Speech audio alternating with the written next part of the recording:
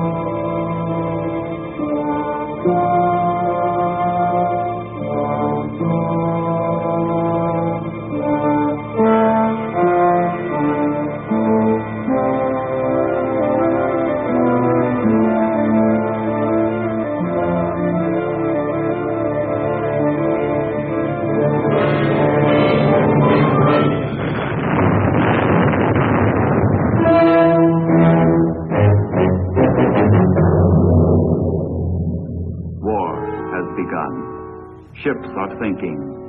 Men are dying. It is September 1939. While German panzer divisions race toward Warsaw, the German Navy, powerful, efficient, its morale high, prepares for a greater, more decisive struggle, the Battle of the Atlantic. Hitler's admirals know that command of the sea means the death of Great Britain and victory in Europe. They also know if the stronger Royal Navy bars the way on the surface, victory may be won in the depths. At the outbreak of war, they begin expanding their U-boat fleet by as much as 1,000% a month. Germany's ablest scientists and technicians concentrate on perfecting the submarine, multiplying its range and deadliness. For fascism to survive, it must kill. The time has come, and Hitler hurls his U-boats into the Atlantic to ravage and destroy. The elite of the Nazi Navy, its best commanders, its most highly trained crews, man the submarine. To them falls the crucial mission of isolating Great Britain, of severing the arteries that feed her. If enough of England's ships are sunk, the issue will not be in doubt. England starves, Europe dies. As war begins, England expands her now hopelessly inadequate merchant marine. In addition, hundreds of escort vessels are desperately needed to protect the cargo ships. For months to come, they will be pitifully few.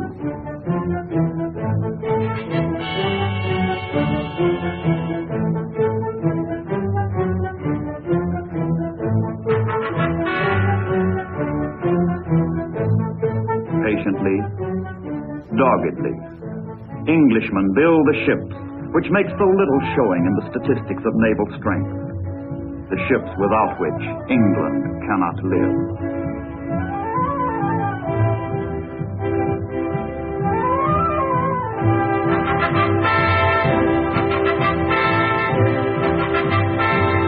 Canada's men and material enlist in the cause of decency and survival.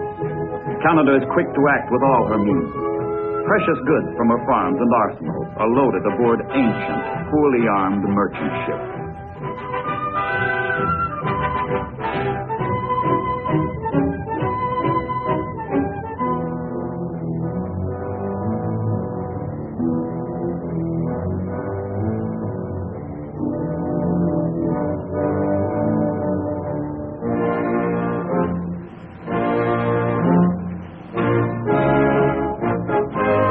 Makeshift convoy set out for the perilous crossing under the patchwork protection of converted yachts, the fishing fleet, and, if they are lucky, a ship or two of the hard-pressed Royal Canadian Navy.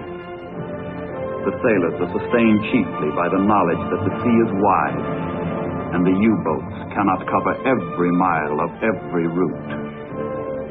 It's a pitiful, feeble way of making war, hoping, pray to dodge the enemy.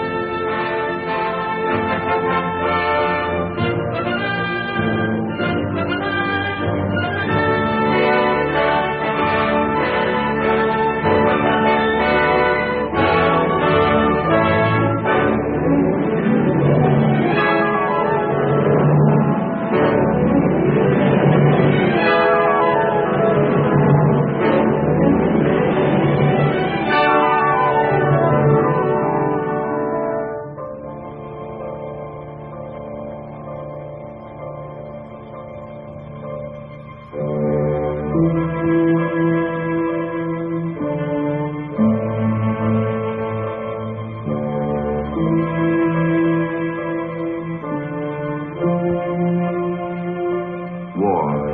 can be tedious, boring. Weeks of monotonous routine become almost unbearable for sailors who live under the constant threat of an enemy attack. Theirs is a cruel death, should they be torpedoed. The convoy cannot stop.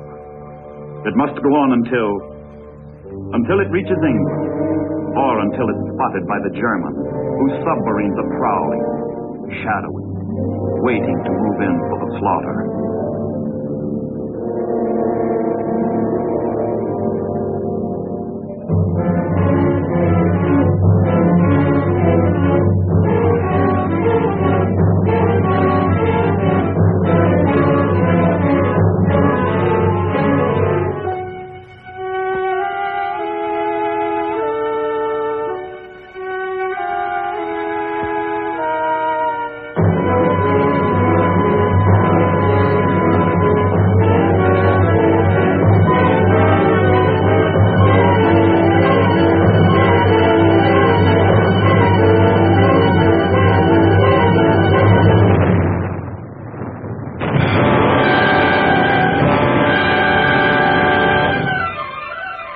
Feeble escorts fight back, but are seldom effective.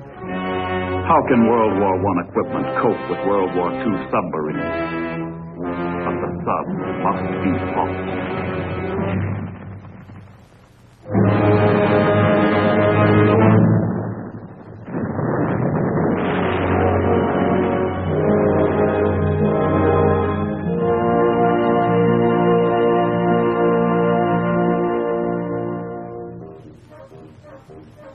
If the war at sea is deadly, the war on land seems phony.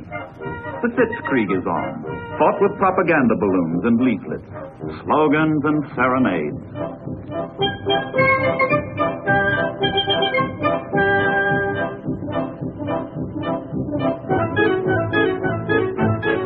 The Maginot Line seems impregnable, and the French soldiers relax. But the Germans are not dancing. Their strength is building. Their plans are laid. Hitler's finger is on the trigger.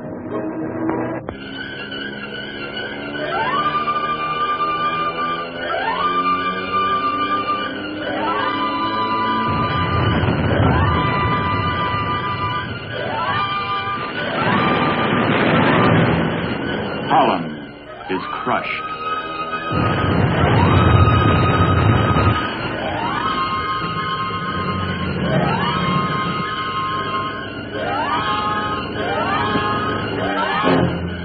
Belgium is smashed.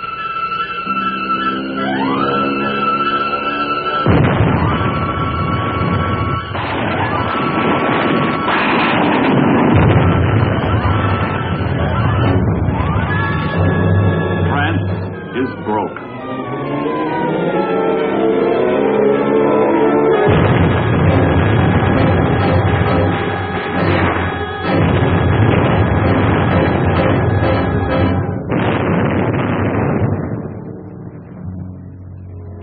Dunkirk. What man can know that this is the prelude to England's finest hour? Britain's sea power rescues Britain's army, but at a cost of abandoning all its equipment and all its stores.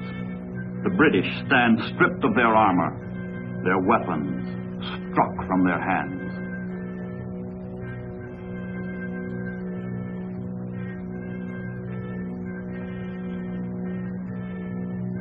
It is the hour of catastrophe. It is the hour of the brown triumph.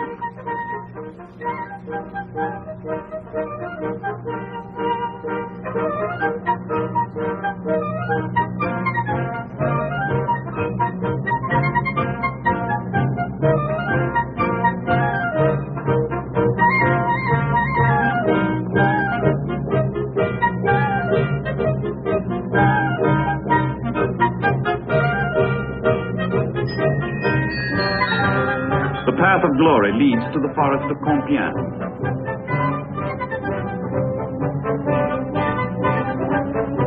With vulgar histrionics, the Nazis staged France's humiliation in the same railway car where the Germans capitulated 22 years earlier.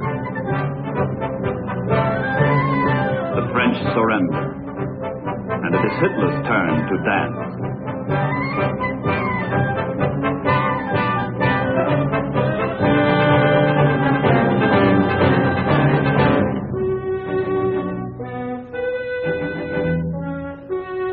The conquest ends at the English Channel, where sea power blocks the way. Yet, with the French ports in German hands, the striking power of the Nazis grows enormously. The enemy moves into powerful new positions that menace England's very shores. Now the submarine bases are a mere night's run from the ship lanes that sustain England's life. Now the U-boats are at England's throat. 6 weeks of blitzkrieg has made them 10 times as dangerous as before. 20 times as potent.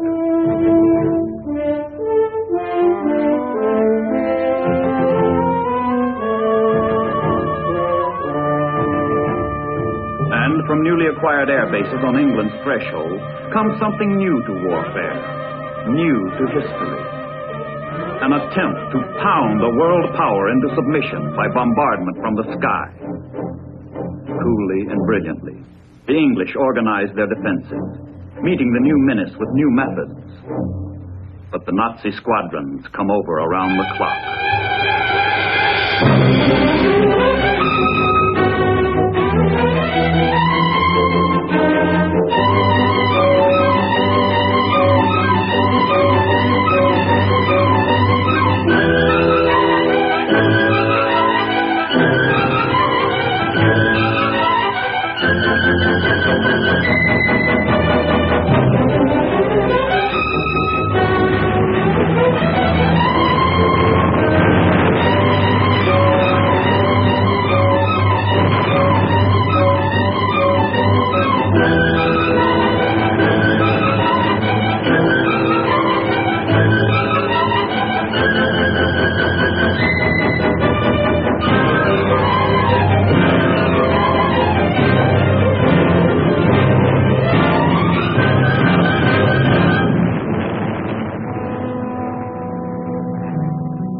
By caring not how she expends her blood, sweat, and tears, England stands firm.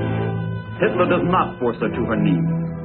A democratic people wins the Battle of Britain. But for Britain's leaders, the situation remains desperate. If freedom is to survive in the old world, the new world will have to act. In America, public opinion is slowly, surely forming. The issues are becoming clear. Congress moves boldly to safeguard American security by forthright aid to Great Britain.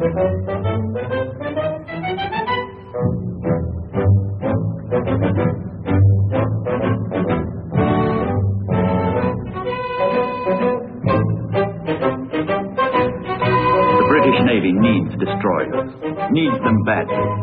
America has many left over from World War I.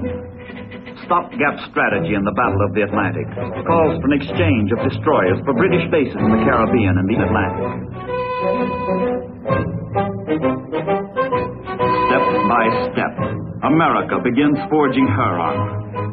The absolute necessity for naval strength is demonstrated by Britain's plight. America needs not one, but two navies. One to guard the Atlantic, the other to counter aggression in the Pacific. The shipyards begin working treble ships. Merchantmen, warships, auxiliaries begin sliding down the waves in increasing tempo. All-out production becomes the goal throughout the land. The pace of preparedness quickens.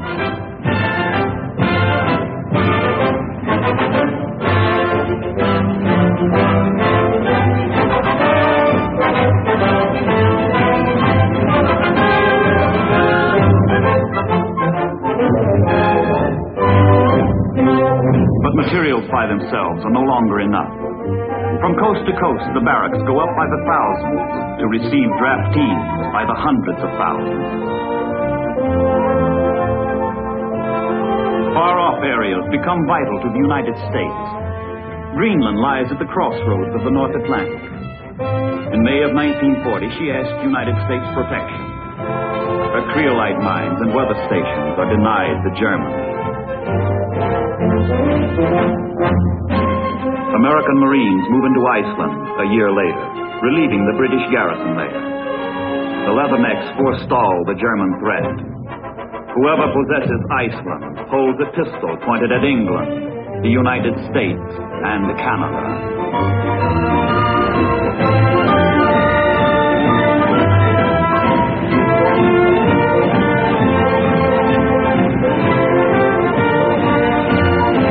Midsummer 1941, Churchill and Roosevelt meet off Newfoundland to proclaim the Atlantic Charter. The four freedoms. Freedom of speech and of worship. From want and from fear. But these are the realities that support the ideals. The ships, the men, the supplies on which all depends.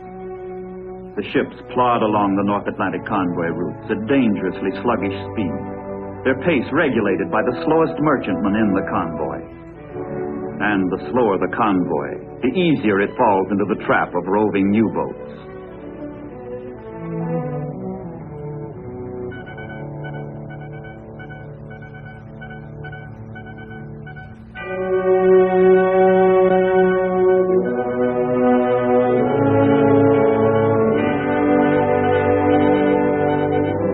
The shortest course to Europe lies across the North Atlantic.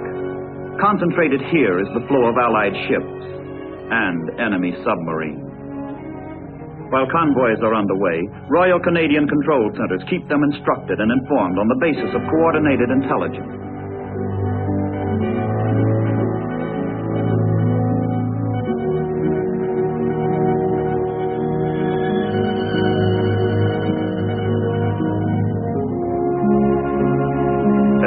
Protection is weak, the menace grave.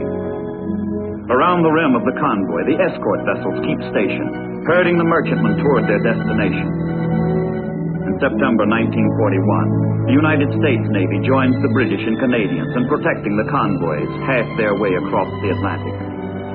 American sailors are in the shooting war, though their country is not.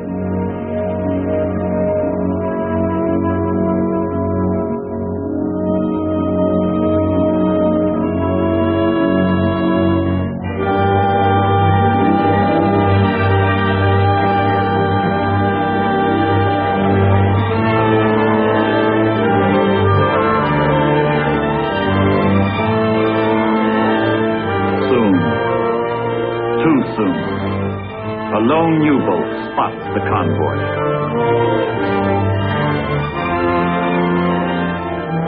Its mission is to plot the convoy's course and speed and relay the information by radio to German naval headquarters on the French coast.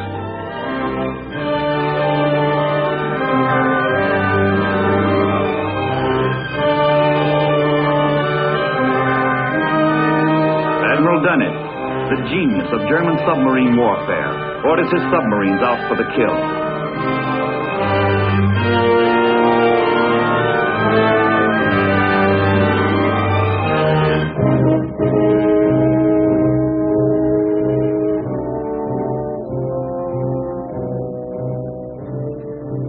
The U-boats in the area of the convoy are alerted and directed to an assembly point where they coordinate into a unified striking force known as a wolf pack. The pack rendezvous for the attack.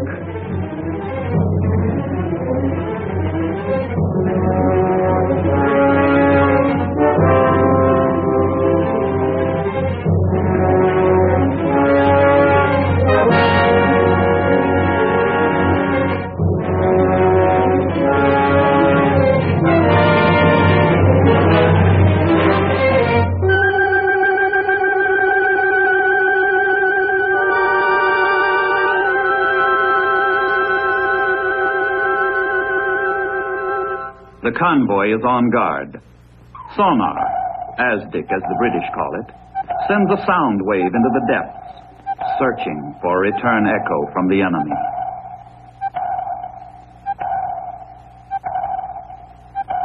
All hands on all ships are alerted in these dangerous waters, where sinkings are routine.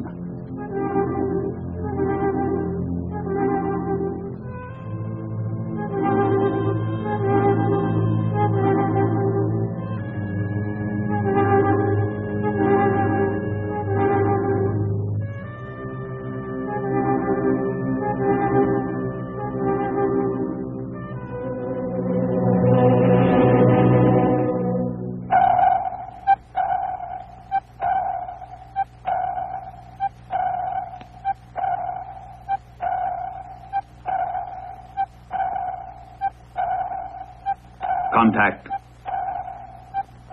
Too late.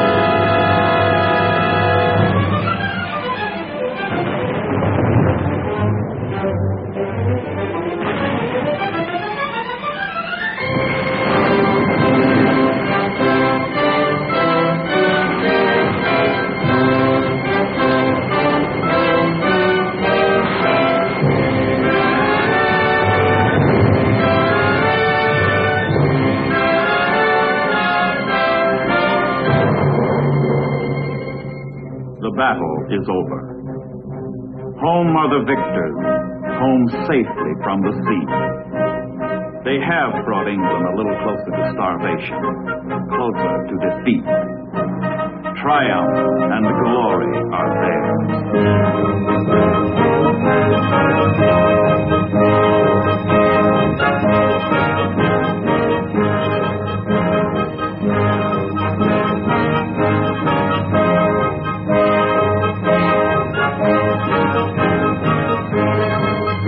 Outstanding heroes are flown to their capital, Berlin, for further celebration. The victories against England prove to the Germans the invincibility of the Third Reich. All Germany rejoices. All Germany honors its undersea sailors.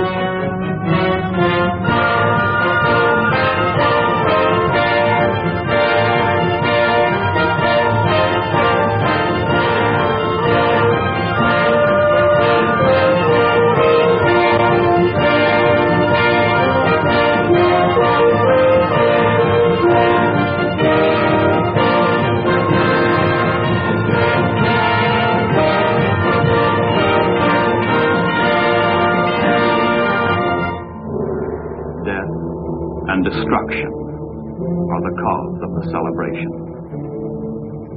Even before the United States enters the war, the bottom of the Atlantic is a formidable cemetery of Allied ships. But there are no tombstones in the sea, only the drifting remnants of disaster.